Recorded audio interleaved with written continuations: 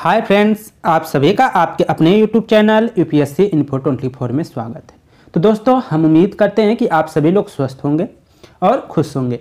Friends, ये जो video है ये पीजीटी नागरिक शास्त्र का भाग 167 है। तो अगर आप टीजीटी, पीजीटी, अल्टीग्रेड और जीआईसी की तैयारी कर रहे हैं तो ये वीडियो आपके लिए है। दोस्तों, इस वीडियो में 10 क्वेश्चन मिलेंगे आपको देखने के लिए, जो बहुत ही कम टाइम में कराए जाएंगे। तो अगर आप सीरियस हैं तो पेन और कापी लेकर बैठ जाइए और देखिए कि आप 10 में से कितने क्वेश्चन सही कर पा रहे हैं। दोस्तों, ये जो हमारा वीडियो है लगभग में रात को 8 बजे के लमसम में ये आता है, थोड़ा सा इधर उधर होता है। तो आप प्रयास करिए कि 10 मिनट निकाल कर जरूर वीडियो देख लीजिए, क्योंकि ये आपके लिए उपयोगी साबित होगा। दोस्तों, स्टार्ट करते हैं। आज का पहला नंबर क्वेश्चन देखते हैं, जो 261 है। क्वेश्चन है फ्रेंड्स, भारत के संसदीय इतिहास में सर्वप्रथम बहिर्गमन का नेतृत्व किसने किया था? भारत के संसदीय इतिहास में सर्वप्रथम बहिर्गमन का नेतृत्व किसने किया था, ये आपको बताना है। तो ऑप्शन आप ए देख रहे होंगे।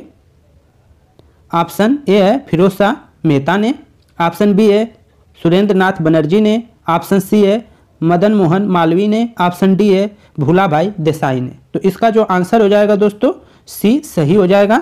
ठीक है, मदन मोहन मालवीय ने इसका जो नेतृत्व किया था, मदन मोहन मालवीय ने किया था दोस्तों। तो आपका आंसर जो है सी सही है। दोस्तों, कहीं कहीं आपको देखने को मिलेगा फिरोज शाह मेहता, अगर गूगल में सर्च करेंगे तो 4 अगर बताएंगे मदन मोहन मालवीय तो एक फिरोज शाह मेहता भी बताएगा, लेकिन पीडी में भी हमने देखा है तो यहाँ पे भी दिया है मदन मोहन मालवीय। तो दोस्तों, आप मदन मोहन मालवीय कर चलेंगे। अगर आपको और कहीं से ऑथेंटिक जानकारी मिलती है तो उसको आप जरूर शेयर करिएगा। तो दोस्तों, इसका हो जाएगा भारत के संसदीय इतिहास में सर्वप्रथम बहिर्गमन का नेतृत्व किसने किया था? तो मदन मोहन मालवीय आंसर सही है, इसको देख लीजिए। आगे चलते हैं दोस्तों, 262 नंबर क्वेश्चन देखते हैं।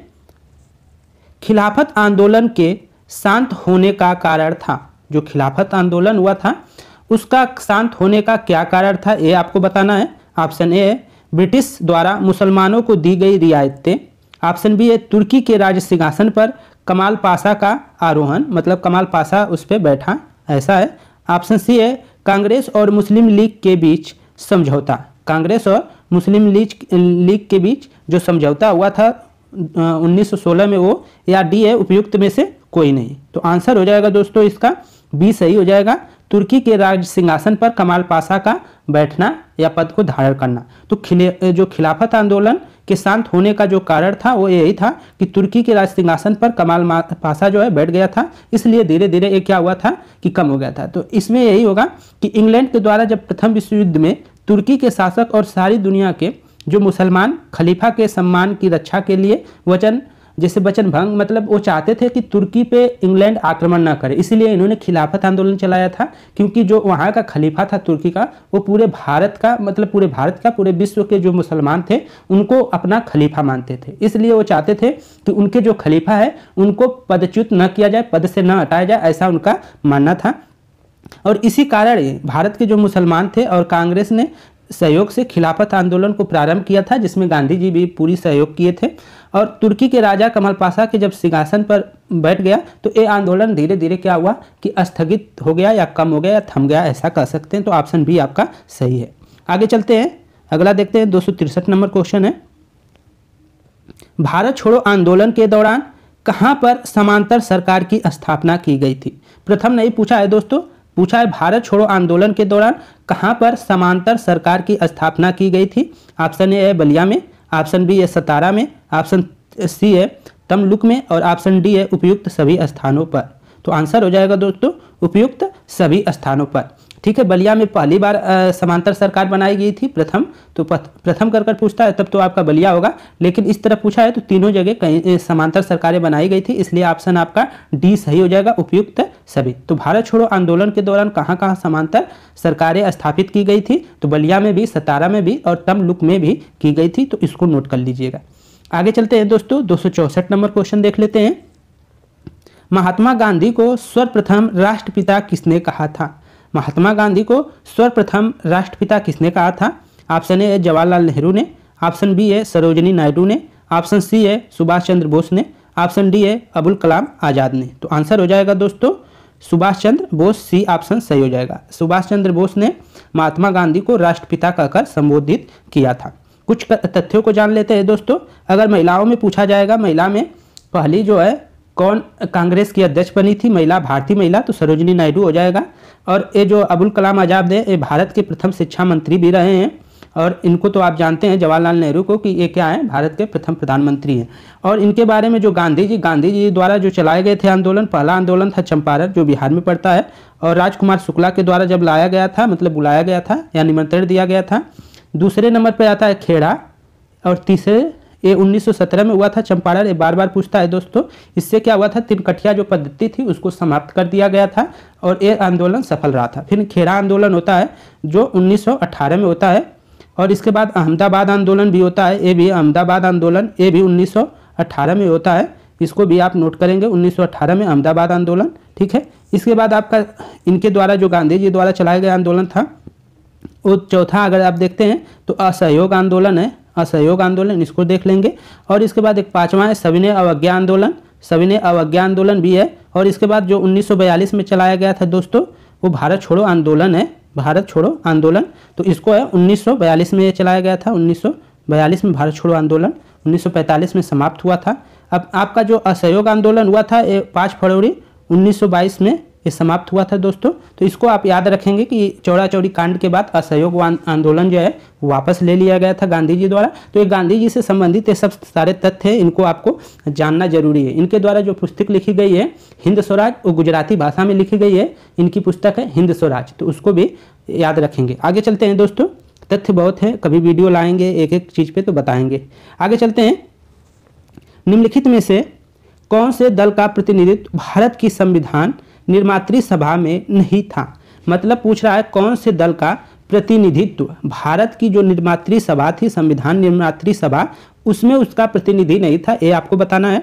ऑप्शन ए है लिबरल पार्टी का, ऑप्शन बी है हिंदू सभा का, ऑप्शन सी है शेड्यूल कास्ट फेडरेशन का, ऑप्शन डी है कम्युनिस्ट पार्टी का। तो आंसर आपका डी के साथ जाएगा, कम्युनिस्ट पार्टी का। आगे देखते हैं दोस्तों, 266 नंबर क्वेश्चन है, राज्य के नीति निदेशक तत्वों को सामाजिक क्रांति का दस्तावेज भी कहा जाता है। राज्य के नीति निदेशक तत्वों को क्या कहा जाता है, सामाजिक क्रांति का दस्तावेज। यहाँ से ये भी क्वेश्चन पूछा जा सकता है कि सामाजिक क्रांति का दस्तावेज किसे कहा जाता है। तो ऑप्शन दे देगा मौलिक अधिकार, मौलिक कर्तव्य, राजनीतिक तत्व, और उसमें से कुछ प्रस्तावना डाल देगा। तो कौन हो जाएगा दोस्तों, तो नीति निदेशक तत्व यही है जिसे सामाजिक क्रांति का दस्तावेज भी कहा जाता है। तो राज्य के नीति निदेशक तत्वों को सामाजिक क्रांति का दस्तावेज भी कहा जाता है। संविधान का कौन सा अनुच्छेद इसकी ओर इंगित करता है, ये बताना है। ऑप्शन ए है अनुच्छेद 38, ऑप्शन बी है अनुच्छेद 39, ऑप्शन सी है अनुच्छेद 50, ऑप्शन डी है अनुच्छेद 51। तो आंसर हो जाएगा दोस्तों ए सही हो जाएगा, 266 का ए आंसर सही है, अनुच्छेद 38। आगे देखते हैं 267 नंबर क्वेश्चन है, इंपॉर्टेंट है। निम्नलिखित में से कौन सा भारतीय संविधान का अनुच्छेद यह प्रावधान करता है कि 14 वर्ष की कम उम्र का कोई बालक काम में नहीं लगाया जाएगा।